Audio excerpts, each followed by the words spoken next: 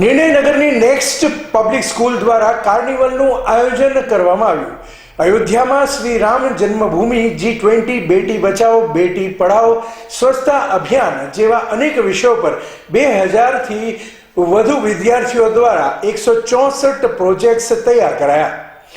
અમદાવાદના નિર્ણયનગર વિસ્તારમાં આવેલ નેક્સ્ટ પબ્લિક સ્કૂલ ખાતે આજથી કાર્નિવલનો પ્રારંભ થયો છે। આ કાર્નિવલ 7 જાન્યુઆરી સુધી ચાલનાર છે, જેમાં 2000થી વધુ વિદ્યાર્થીઓએ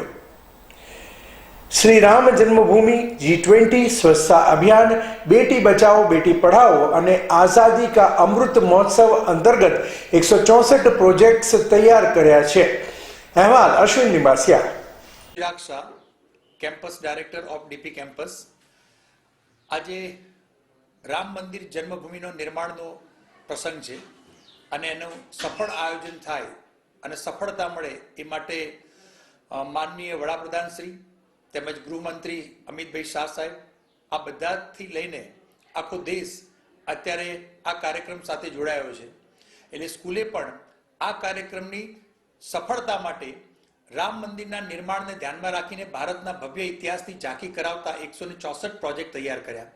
જેમાં 1947થી લઈને 2023 સુધીમાં બનેલી અભૂતપૂર્વ સિદ્ધિઓને સુવર્ણ ઇતિહાસમાં રજૂ કરવામાં આવી અને અયોધ્યાના રામ મંદિરના નિર્માણ માટે વિદ્યાર્થીઓ દ્વારા ગીતાના શ્લોકનું તેમજ સરસ મજાની રામ મંદિરની રંગોળી અને સરકારશ્રીની મુવમેન્ટ જેવી કે G20,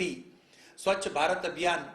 બેટી બચાવો બેટી પઢાઓ, મેરી મિટ્ટી મેરા દેશ જેવી 19 પ્રકારની વિવિધ મુવમેન્ટ જે અત્યારે સરકારશ્રી દ્વારા સતત વેગ મળી રહ્યો છે,